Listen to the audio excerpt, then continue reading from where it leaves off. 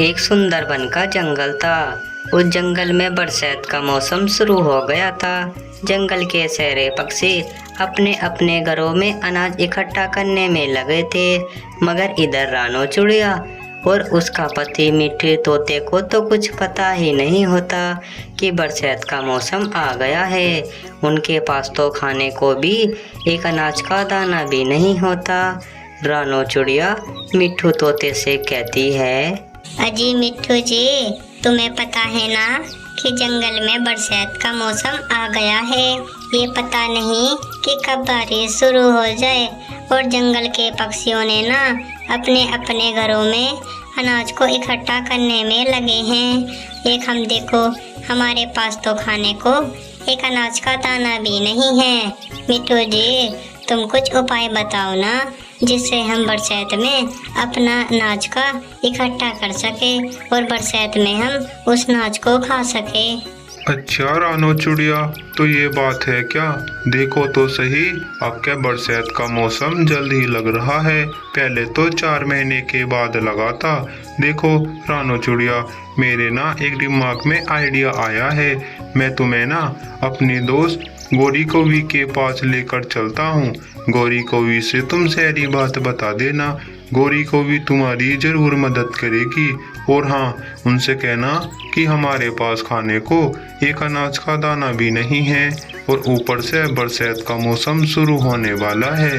वे ये बात सुनकर तुम्हारी जरूर मदद करेंगी। और हाँ, वे तुम्हें भी जानती हैं।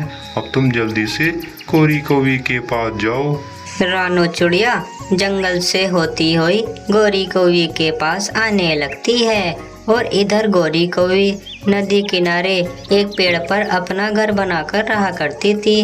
गोरी कौवी ने अपने एक घर में अनाज को इकट्ठा करके रख लिया था।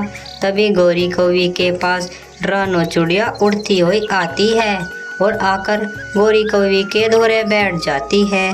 गोरी कौवी रानो चिड़िया को देखकर कहती है, अरे रानो चिड़िया, तुम मेरे घर पर, क्या बात रानो चिड़िया, तुम मेरे घर पर आई हो। और मेरा दोस्त मिट्ठू तोता कैसा है? वे ठीक भी है या नहीं? देखो तो, जब से मिट्ठू तोते की शादी हुई है ना, जब से तो वो मेरे घर आता जाता भी नहीं है। वो तो अपनी दोस्त गोरी कौवी को भूल ही गया। बताओ रानो चिड़िया, तुम मेरे पास किस काम से आए हो? मिट्ठू तोते ने तुम्हें मेरे पास किस काम से भेजा है? अरे गोरी बहन, मैं तुम्हारे पास मदद लेने आई हूँ। गोरी बहन, तुम्हें तो पता है ना कि जंगल में बरसात का मौसम आ गया है। ये पता नहीं कि कब बारिश शुरू हो जाए। हमारे पास तो खाने को एक अनाज का दाना भी नहीं है। और जंगल के पक्षियों ने ना अपने अपने घरों में अनाज को इकट्ठा करके रख लिया है। गोरी बहन, तुम हमारी मदद कर दो ना। मैं बहुत दूर से आपके पास मदद को आई हूँ। अच्छा, तो ये बात है रानो चिड़िया, कोई बात नहीं, मैं तुम्हारी जरूर मदद करूँगी। देखो रानो चिड़िया, मैं तुम्हें ना अपनी दोस्त मीनू मौसी के पास लेकर चलती हूँ। मीनू मौसी पास के जंगल में ही रहती है। अब हम दोनों उनके पास जाएंगे और मैं उनसे ना तुम्हारी सारी बात बता दूंगी। वे जरूर हमारी मदद करेंगी। अब चलो जल्दी से मीनू मौसी के पास चलते हैं। हमें गांव पार करके जाना होगा मीनू मौसी के जंगल में। फिर दोनों ही गांव वाले जंगल के पास आने लगते हैं और इधर मीनू मौसी अपने घर बैठी होती है। मीनू मौसी ने भी थोड़ा सा अनाज को इकट्ठा करके रख लिया था। तभी मीनू मौसी के पास रानो चिड़िया और गोरी कौवी आकर बैठ जाती है। मीनू मौसी गोरी कौवी से कहती है, अरे गोरी बेटा, तुम मेरे पास, क्या बात है गोरी बेटा, तुम मेरे पास आई हो। और तुम्हें पता है ना कि आजकल में बारिश भी पड़ने वाली है, क्योंकि बरसात का मौसम बहुत जल्द लग चुका है। गोरी बेटा, ये कौन है तुम्हारे साथ? मैंने तो इन्हें पहले तुम्हारे साथ कभी नहीं देखा और मुझे तो ये इस जंगल की लगती भी नहीं है। मुझे तो ये दूसरे जंगल की लगती है। गोरी बेटा, बताओ बताओ, तुम मेरे पास किस काम से आई हो? कुछ मदद चाहिए क्या गोरी बेटा? अरे मैं क्या बताऊँ मीनू मौसी, ये जो है ना, ये मेरी दोस्त रानो चुड़िया है। इनके पास ना खाने को एक अनाज का दाना भी नहीं है। और तुम्हें तो पता है ना कि बरसात का मौसम आ गया है। अब क्या बारिश बहुत ज़्यादा पड़ेगी। मीनू मौसी, तुम इनकी मदद कर दो ना, जिससे ये बारिश में भी खाना खा सके, क्योंकि बारिश अब के 1 महीने तक पड़ेगी। मीनू मौसी, तुम इनकी जल्दी से मदद करो, बारिश का कुछ पता नहीं कि कब शुरू हो जाए। अच्छा गौरी बेटा, ये बात है क्या? कोई बात नहीं गौरी बेटा, मैं तुम्हारी दोस्त रानो चुड़िया की जरूर मदद करूँगी। देखो रानो चुड़िया, मैं तुम्हें अपने खेत में लेकर चलती हूँ। मैंने अपने खेत में भिंडी की खेती कर रखी है। मैं तुम्हें अपनी भिंडी की खेती दिखाऊंगी और तुम्हें ना थोड़ी सी भिंडी के पेड़ दे दूंगी। तुम ले जाकर अपने खेत में लगा देना और तुम 1 महीने के बाद जाकर देखना, वे भिंडी के पेड़ बहुत ही बड़े हो जाएंगे। चलो अब जल्दी से भिंडी के पेड़ के दौरे चलो, बारिश का कुछ पता नहीं कि कब शुरू हो जाए। मीनू मौसी उन दोनों को अपने खेत में ले आती है और रानो चुड़िया क्या देखती है कि मीनू मौसी के खेत में बहुत सारे भिंडी के पौधे खड़े होते हैं और उन पर प्यारी प्यारी भिंडी लगी होती है। रानो चुड़िया ये देखकर बहुत ही हैरानी में पड़ जाती है और वे मीनू मौसी से कहती है, अरे मीनू मौसी, तुम्हारे खेत में तो कितने सारे भिंडी के पौधे खड़े हैं और इन पर तो देखो कितनी प्यारी प्यारी भिंडी लगी है।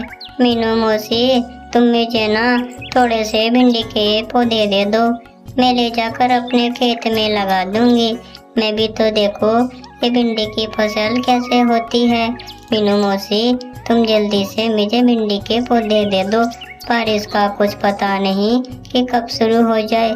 हाँ हाँ रानो चुड़िया, बात तो तुम बिल्कुल सही कह रही हो, बारिश का कुछ पता नहीं कि कब शुरू हो जाए।